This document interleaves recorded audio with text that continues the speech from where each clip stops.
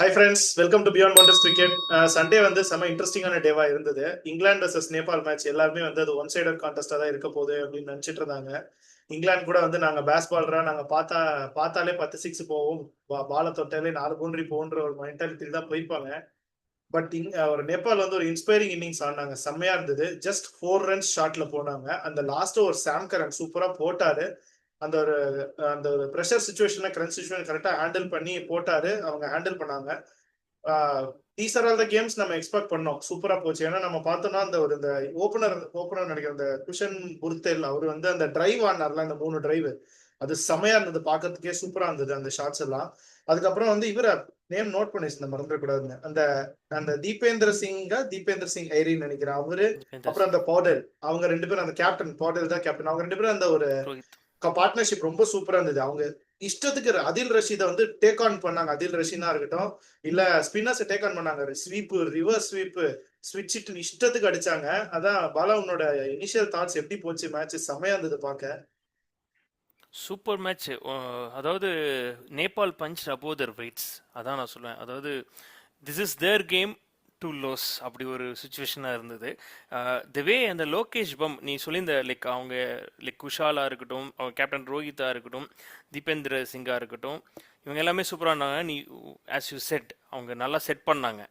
But அந்த launch part பண்ணது வந்து லோகேஷ் பம் தான். அந்த லோகேஷ் பம் வந்து த வே அவர் என்ன ஆர்ச்சரை அடித்த விதமாக இருக்கட்டும், சூப்பராக இருந்தது. எக்ஸ்ட்ராடினரியாக அந்த ஓவரே அதிக ரன்ஸ் கொடுத்துட்டாரு ஆர்ச்சர் இதை பொறுத்த வரையும். ஸோ ஆர்ச்சர் டார்கெட் பண்ணும்போது இங்கிலாந்து பேனிக்கிங், அவங்களுக்கு ஆப்ஷன்ஸ் கம்மியாச்சு. பட் அங்கே தான் வந்து லைக் லூக்வுட் ஒவ்வொரு ரன் போச்சு. பட் அந்த ரைட்டாக விக்கெட், அந்த ஒரு பெர்ஃபெக்டாக விக்கெட் எடுத்தார். இவரோட விக்கெட்டு, குல்ஷன் விக்கெட்டு நல்லா எடுத்தார் லூக்வுடை பொறுத்த வரையும். The final over of Sam Curran, that's what sets him is a class player. அதாவது ஒரு on a crunch situation, nerves of steel, அது அப்படியே ஒரு எக்ஸ்பீரியன்ஸ் காமிக்கிறார். நான் ஒரு World Cup man of the series வாங்கின ஒரு பிளேயர், ஒரு குவாலிட்டி பவுலர்னு காமிச்சார் சாம் கரன் பொறுத்த வரையும்.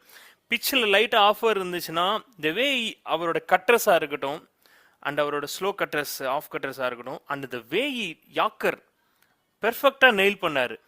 அதாவது லோகேஷ் பம் அடிக்கிறான்னு வெயிட் ஆஃப் த ஸ்டெம்பில் போடாமல் இன்டு த ஓல்ஸ் அவரோட கரெக்டாக அவரோட லெக்கை டார்கெட் பண்ணி வாட்சஸ் இஸ் ஃபீட். அதான் அவரே சொல்லியிருந்தார் போஸ்ட் மேட்ச் இதில் பார்த்தோன்னா, has an extra time to watch his feet. அதுக்கேற்ற and the angle creates from the left ஆர்ம்னால. ஸோ பெர்ஃபெக்டாக நெயில் பண்ணார். அவரோட யாக்கர் தான் வந்து குரூஷியலாக இருந்துச்சு. And he makes a surprise guessing the batter.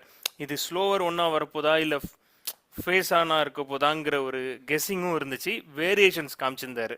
And years and experience, overall global league, T20 leagues எல்லாமே ஆடுறாரு. அந்த எக்ஸ்பீரியன்ஸும் அவருக்கு ப்ரூவ் பண்ணுச்சு. ஸோ கடைக்குட்டி சிங்கமாக காமிச்சிட்டாரு கடைசியாக குட்டி சுட்டி Sam Curran. And I think they bench above the reds. நேபாளை பொறுத்த வரையும் சூப்பர் இன்னிங்ஸ். எல்லாருமே நல்லா பண்ணாங்க அவங்க டீம்.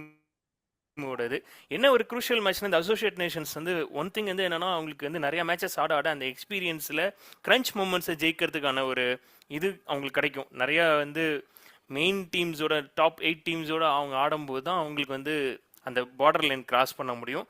அண்ட் ஒரு இம்பார்ட்டன்ட் சுச்சுவேஷனில் அவங்க கேட்ச் பிடிக்கிறதா இருக்கணும். நம்ம நெதர்லாந்து பார்த்தோம், இவங்களும் கேட்ச் விட்டாங்க.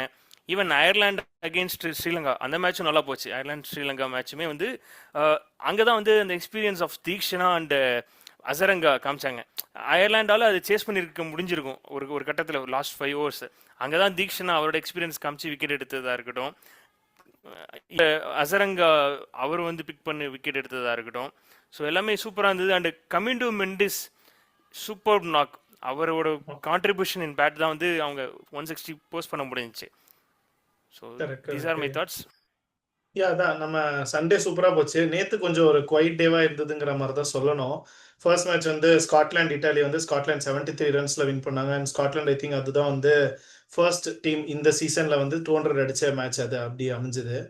அதுக்கப்புறம் வந்து செகண்ட் ஒமான் வர்சஸ் ஜிம்பாவே, அதுவும் அகைன் ஒரு ஒன் சைடட் அஃபேர் மாதிரி தான் இருந்தது. ஜிம்பாவே வந்து ஈஸியா வந்து 13 ஓவர்ஸ்ல டார்கெட் சேஸ் பண்ணிட்டாங்க. Next south Africa versus Canada, அதுவுமே ஃபேஸ் போலிங் நல்லா இருக்கு. ஜிம்பாப்வே ஃபேஸ் போலிங் நல்லா இருக்கு. ம், ஒன்லி இஷ்யூ அவங்களோட பேட்டிங் தான். அதை அவங்க சரி பண்ணிக்கிட்டாங்கன்னா போதும். ஹோப்ஃபுல்லி லெட்ஸ் see எப்படி போகுது அவங்களுக்குன்னு. அதாவது சவுத் ஆப்பிரிக்கா கனடா மேட்சும் கொஞ்சம் அப்படியே ஒன் சைடா தான் இருந்தது. 213 ரன்ஸ் சவுத் ஆப்பிரிக்கா அடிச்சு 57 ரன்ஸ்ல ஜெயிச்சிட்டாங்க. இன்னைக்கு பார்த்தோன்னா வந்து ஃபர்ஸ்ட் மேட்ச் வந்து நமீபியா நெதர்லாந்து வின் பண்ணிட்டாங்க. இப்போ வந்து நியூசிலாந்து சேஸ் பண்ணிட்டு இருக்காங்க. 174 டார்கெட் சேஸ் பண்ணிட்டு இருக்காங்க. They will win surely. அடுத்த முக்கியமான மேட்ச் வந்து யுஎஸ்ஏ வர்சஸ் பாகிஸ்தான்.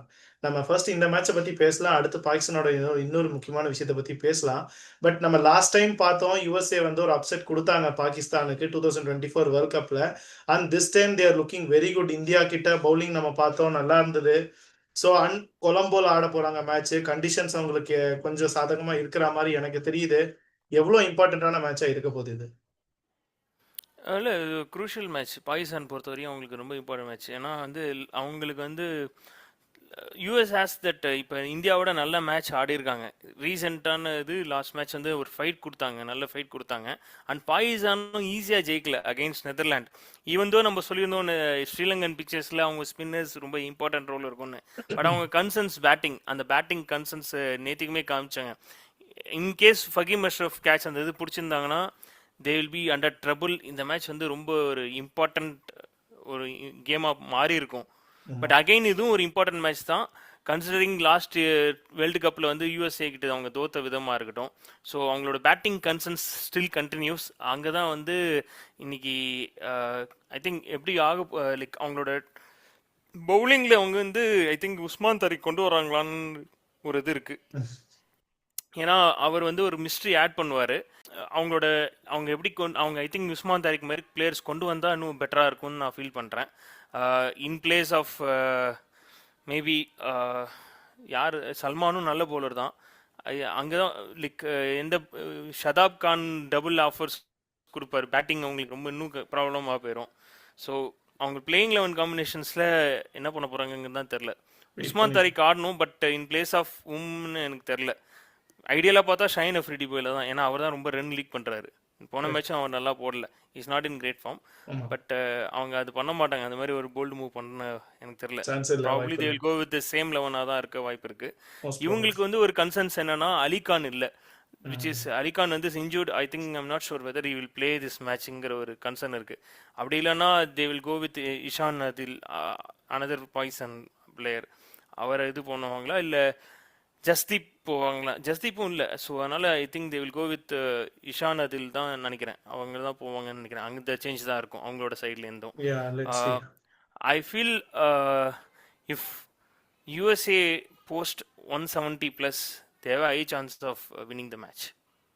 இன்னைக்கு பேட்டிங் ஃபர்ஸ்ட் ஆடி 170+ போஸ்ட் பண்ணாங்கன்னா they have very good chance எனக்கு தெரிஞ்சு.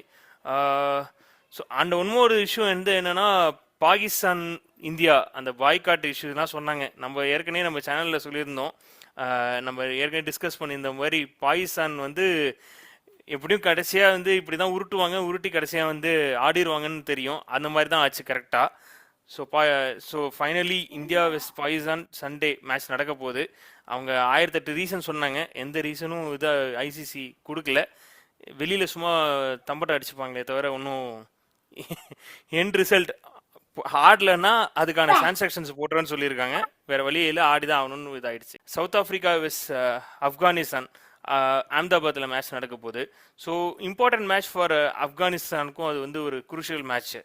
சவுத் ஆப்பிரிக்கா ஆப்கானிஸ்தான் பொறுத்தவரையும் 180+ போஸ்ட் பண்ணிட்டு அவங்களால அந்த டிஃபெண்ட் பண்ண முடியல ஃபர்ஸ்ட் மேட்ச் அவங்க இதை பொறுத்தவரையும் அகெயின்ஸ்ட் நியூசிலாண்டை பொறுத்தவரையும். ஸோ அங்கே தான் வந்து ஐ திங்க் அவங்களோட ஸ்பின்னர்ஸ் ஐ திங்க் ஏன்னா தே miss the trick not playing first match பொறுத்தவரையும். நூர் அகமது ஆடாமல் விட்டாங்க. சென்னை இதில் வந்து அவருக்கு அந்த எக்ஸ்பீரியன்ஸ் இருக்கு, பட் அவரை மிஸ் பண்ணிட்டாங்க.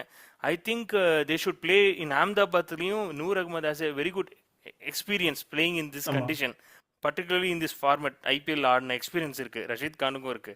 So I feel they will course correct that and bring Noor Ahmad back in to the team. I think in place of Zaheer Rahman Sharfiq போல கூட கொண்டு வரலாம் எனக்கு தெரிஞ்சு. ஏன்னா அவங்களோட இவர் நல்லா ஆடிட்டு இருக்காரு, குல்பதீன் நைப் சூப்பரா ஆடிட்டு இருக்காரு. ஸோ அந்த பிளேஸ்க்கு கொண்டு வரலாம். அதான் இப்போ யார் வின் பண்ண போறா இன்னைக்கு மேட்ச்லங்கிறத கமெண்ட்ஸ்ல மென்ஷன் பண்ணுங்க. ஃபர்தர் இன்ட்ரெஸ்டிங் வீடியோஸ்க்கு பியாண்ட் பவுண்டரிஸ் சப்ஸ்கிரைப் பண்ணி வச்சுக்கோங்க. லைக் பண்ணுங்க, ஷேர் பண்ணுங்க. தேங்க்யூ.